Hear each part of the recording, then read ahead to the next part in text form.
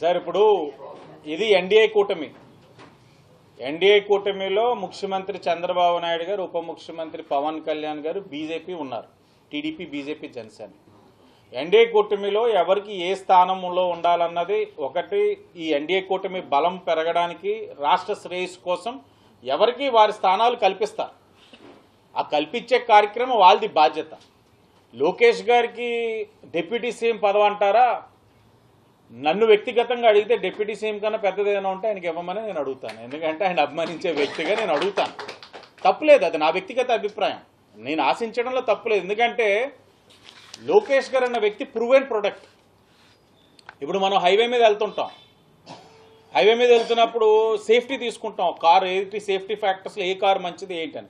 Volvo car తీసుకుంటే safety పారామీటర్స్లో best car అని మనం ఫీల్ అవుతాం. ఎందుకంటే ప్రూవెన్ అంటే అది రుజువు చేసుకుంది. అలాగే లోకేష్ కూడా రుజువు చేసుకున్నాడు ఆయన నాయకత్వాన్ని, ఆయన ప్రతిభని. కానీ నేననేది ఏంటంటే ఈరోజు ఆయన ప్రతిభని అంతా కూడా గుర్తిస్తూ ఉన్నారు. గుర్తించని రోజేమి నేను మాట్లాడున్నాను. నాలా కొంతమంది ఉన్నారు మాట్లాడుతూనే ఉన్నాం. లోకేష్ గారు నాయకత్వాన్ని మనం బలపరచాలి, ఆయన ఒక అవసరం ఈ రాష్ట్రానికి ఉంది. ఈరోజు మీరు చూడండి, కార్యకర్తలకు ఏదైతే సంక్షేమ నిధి అన్నది పెట్టి కార్యకర్తల కోసం ఆలోచించే ఏకైక ఏదైతే రీజనల్ పార్టీ తెలుగుదేశం పార్టీ. దీన్ని తీసుకొని ఆదర్శంగా మరిన్ని పార్టీలు ఈరోజు ఇన్సూరెన్స్ అన్ని ప్రారంభించారు. కానీ మొట్టమొదటిగా రీజనల్ పార్టీగా ప్రారంభించింది తెలుగుదేశం పార్టీ కార్యకర్తలకి ఇన్సూరెన్స్ అన్నది. దాంతోపాటు ఈరోజు 1 కోటి సభ్యత్వాలు అవ్వడం అంటే చిన్న విషయం కాదు.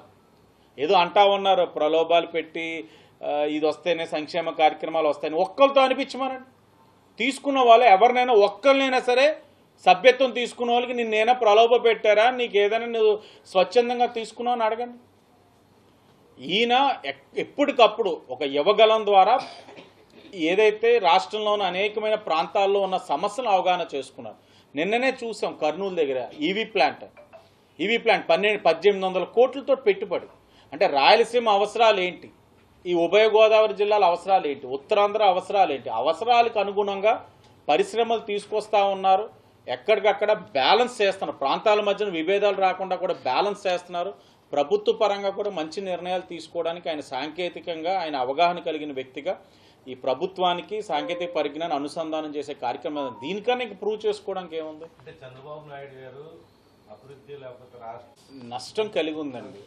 గత 5 సంవత్సరాలు తీవ్రమైన నష్టం కలిగి ఉంది రాష్ట్రానికి. ఆ నష్టాన్ని భర్తీ చేసే కార్యక్రమంలో ఈ రోజున ముఖ్యమంత్రి గారు ఉన్నారు, అలాగే ఐటీ విద్యాశాఖ మంత్రిగా ఆయన ఉన్నారు. అలాగని పార్టీ నేనే వదిలేదు. పార్టీలో ఎవరికి ఏ స్థానం కల్పించాలన్నది, పార్టీలో ఎవరికి ఏ అవసరం ఉందన్నది ఆయనకి తెలుసు. ఆయన ఎక్కడ ఏ పొజిషన్లో పెట్టాలి అన్నీ తెలుస్తాయి. కానీ ఇప్పుడు పక్కన తెలంగాణ రాష్ట్రంలోని వీలే కానీ ఆ స్థానంలో ఉండుంటే అది ఇంకో విధంగా మన పని ఇంకోలా ఉంటుంది.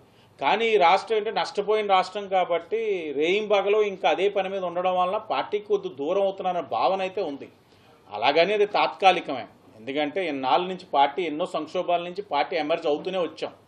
గత 5 సంవత్సరాల్లోనే ఉన్నంత సంక్షోభం ఇబ్బందులు పార్టీ ఏనాడు కూడా కలగలేదు. అలాంటి సంక్షోభం నుంచి కూడా మేము బయటకు వచ్చున్నాం, అందరం వచ్చున్నారు. కాబట్టి అవన్నీ తాత్కాలికం. ఎందుకంటే హై ఎక్స్పెక్టేషన్స్తో ఉన్నారు ప్రతి ఒక్కరు. ప్రజలు అదే ఎక్స్పెక్టేషన్స్లో ఉన్నారు, మా క్యాడర్ అదే ఎక్స్పెక్టేషన్స్లో ఉన్నారు. ఎందుకంటే జగన్మోహన్ రెడ్డి చేసిన అది ఏంటంటే దాడులు కానీ, ఒత్తిడి కానీ, లేకపోతే ఇంకేదైనా కానివ్వండి, ప్రతి ఒక్కరు కూడా దాన్ని ఎదుర్కొని ఈరోజు ఈ స్థాయిలోకి వచ్చేసరికి ప్రతి ఒక్కరు కూడా గుర్తింపు కోరుకుంటామన్నారు. సరైన సమయంలో అందరికీ గుర్తింపు వస్తుంది. 6 నెలలు అయింది, ఇంకా 4.5 సంవత్సరాలు ఉంది. పార్టీ 50% యూత్ని ఎమర్జ్ చేసినప్పుడు పార్టీకి లైఫ్ ఉంటుంది కదా. ఓన్లీ ఎమ్మెల్యేతో ఆగిపోతే అందరూ అన్నీ వస్తాయి, ఒక్కొక్కటిగా ఒక్కొక్కరం వస్తాం. మంచి యువనాయకుడు రామ్మోహన్ రెడ్డి సెంట్రల్ మినిస్టర్ చేశారు, పెమ్మసానాన్ని సెంట్రల్ మినిస్టర్ చేస్తున్నారు. మంత్రుల్లోని మంచి వాళ్ళు వచ్చారు. ఇక్కడ సుభాష్ ఆయన వచ్చున్నారు. దుర్గేష్ గారు యువకుడి కింద ఉన్నారు, ఆయన కూడా వస్తారండి. అన్నీ లైనప్ అవుతాయి.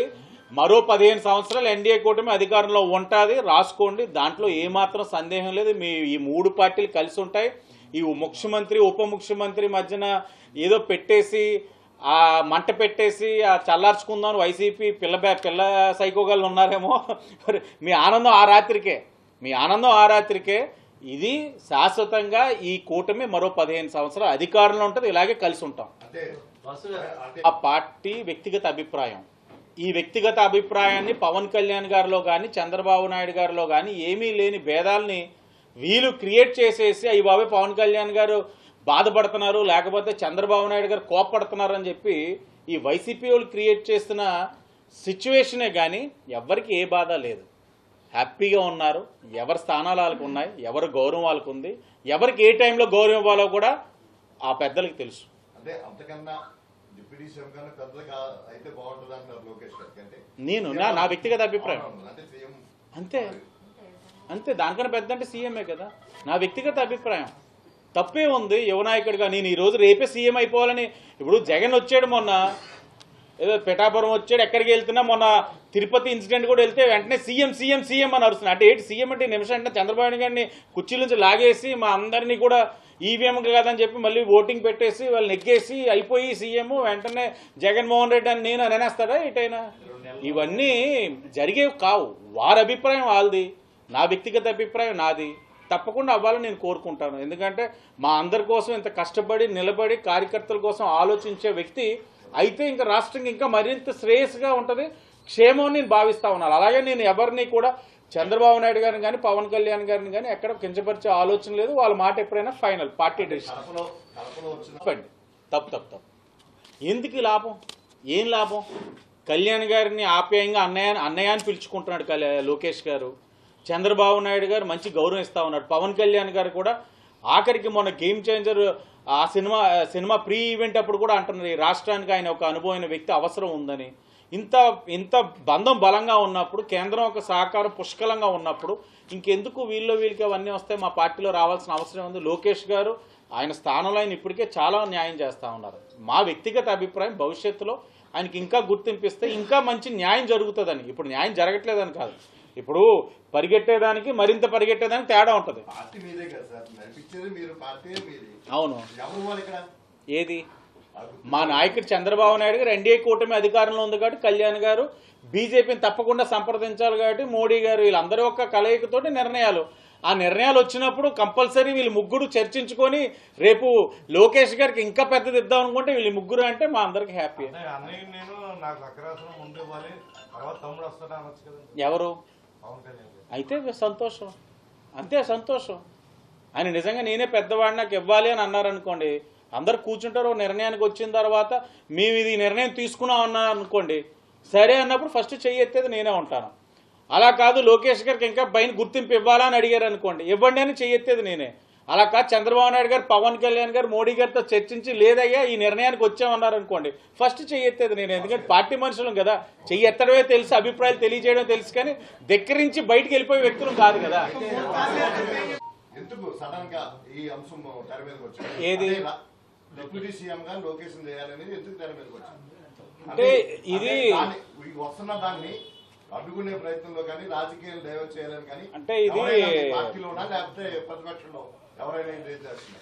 ఇప్పుడు మనం దీనికి ఎప్పుడు హై ప్రయారిటీ ఇవ్వాలంటే మీరు చంద్రబాబు నాయుడు గారి మనసు నుంచి వచ్చిందనో లేకపోతే లోకేష్ గారి మనసు నుంచి వచ్చిందంటే మీరు ఏంటి ఇది ఎలా జరిగిపోయిందని అనుకోవాలి.